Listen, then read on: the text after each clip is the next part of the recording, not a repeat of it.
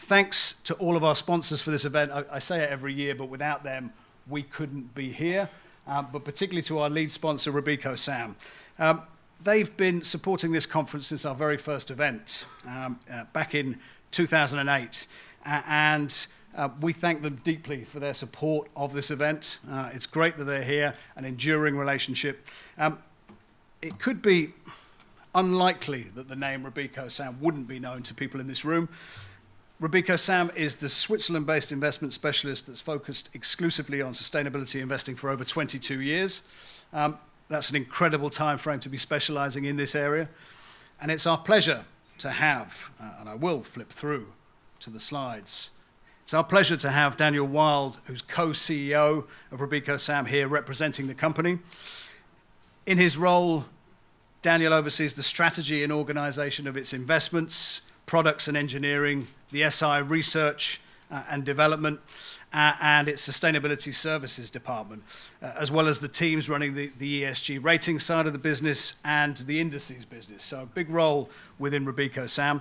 He was recently appointed advisor to the Robeco Executive Committee, and he is involved in strengthening the collaboration between RobecoSAM and Robeco to galvanize their sustainable investing work across the businesses, an area where both companies have been working since the 1990s, managing over 100 billion in assets. Danny has a particular hands-on scientific environmental background, which is great for today. Holds a master's in chemical engineering and a PhD in environmental engineering from ETH Zurich, and was involved in postdoctoral research studies at Stanford. He's been in a number of environmental technology firms prior to RobecoSAM, and he's a board member of Swiss Sustainable Finance, the GRI Technology Consortium, a huge number of really interesting initiatives. He is amply qualified to open this conference, and I'd like to ask Daniel to take the stage for the introductory remarks. Daniel, over to you. Thank you.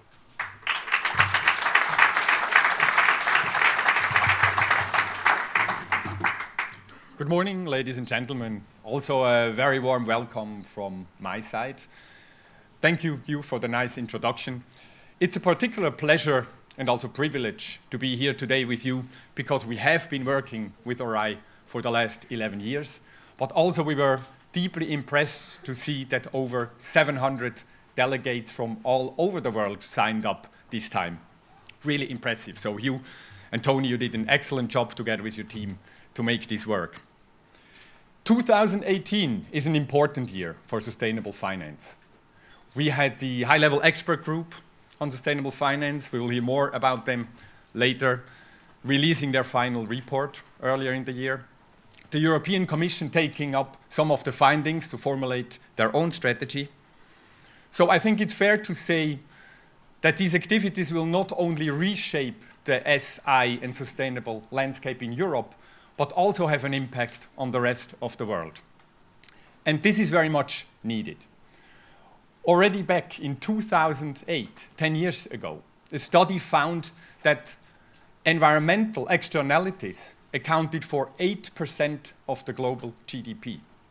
With a business as usual scenario, it is expected that that number would increase to 18% in the year 2050. It goes without saying that if you have such a negative impact on the global environment, for investors, it will be difficult to hide. So these externalities, after all, are not so external anymore.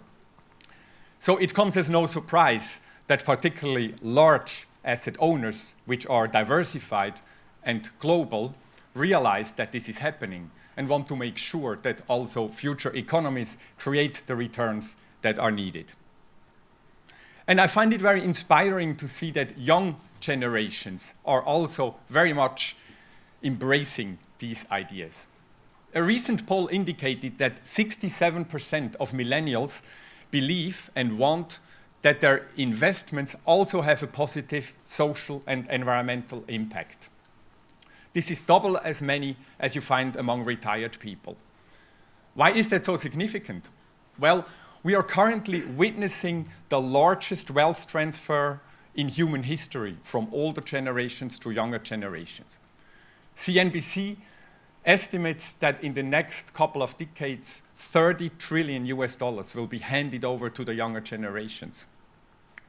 At the same time, at Robeco SAM, when we receive RFPs from asset owners, we can now observe that there is not one single RFP anymore which does not include a section on ESG. This is great. So the RI conference here is a great opportunity to exchange views, learn from each other, share insights, and also debate. All people in this room, I'm sure, are highly educated on the topics, but we even see that more mainstream actors, large asset managers, large asset owners, are embracing the topic, come out with new products, new strategies, and particularly large marketing initiatives. So this supports the public dialogue around the space. It supports us as ESG natives to take the topics forward. I think, Hugh, you also wrote an article just published yesterday about this mainstreaming of ESG. Even mainstream media talk about ESG without feeling the need to always explain what the acronym ESG actually stands for. That's all good. And as a consequence, we can observe that the public now understands the major concepts and categories of sustainability investing. Negative screening, norms-based screening, best-in-class approaches, integration of ESG factors, sustainability themed investing, impact investing, and corporate engagement. As a consequence, we can have better and deeper discussion on these topics. Of course, it's also a challenge for us as ESG natives. How can we differentiate ourselves against that mainstream? I think we can do it.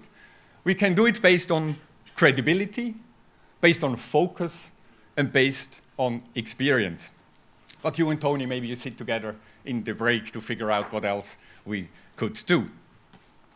But seriously, while it's great to see that the public is now embracing these different categories of sustainability investing, I would want to claim today, forget them. Forget them immediately. They are useless and they are rubbish. SI categories and concepts are only tools. They are not investing strategies for everybody and everywhere. At this point, any asset owner and asset manager can use these tools in combination with existing approaches in any asset class, in different strategies with different risk-return profiles, and even by combining them in a multitude of ways. This, ladies and gentlemen, is ESG mainstreaming. That also means it becomes obsolete to fight about different pros and cons of these categories. It becomes useless to debate about definitions, and it becomes rubbish to think in boxes only.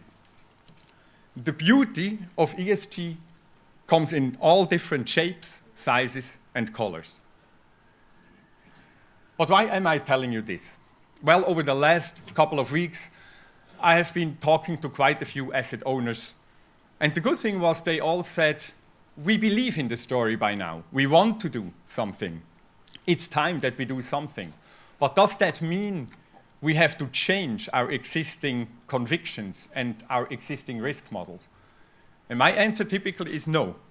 You don't have to do that. You can combine them and you can integrate. And if I look again at the RFPs, what asset owners typically want is three things. First of all, they want us to use financially material ESG information to improve the risk-return profile of the investment strategies. Second, they would like to stay away from controversial business activity and ethical issues. And thirdly, they would like to create a positive socio-economic impact on top of financial returns. Every possible combination can be applied today. Again, this, ladies and gentlemen, is ESG mainstreaming. We do not have to turn upside down strategies and tactical asset allocations, but we have to combine them with ESG insights.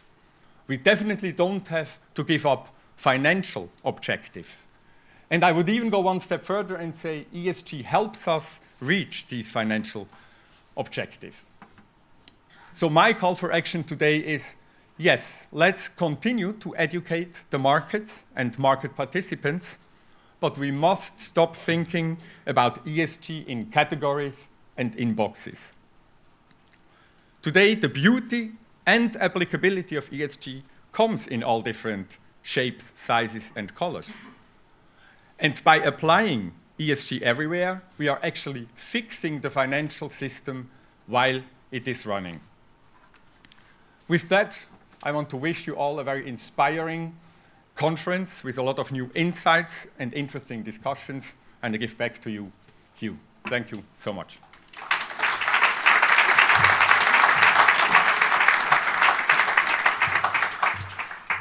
Daniel, thanks very much indeed for that demonstration, again, of the variety of ESG strategies that are out there, all different shapes and sizes. Very interesting time.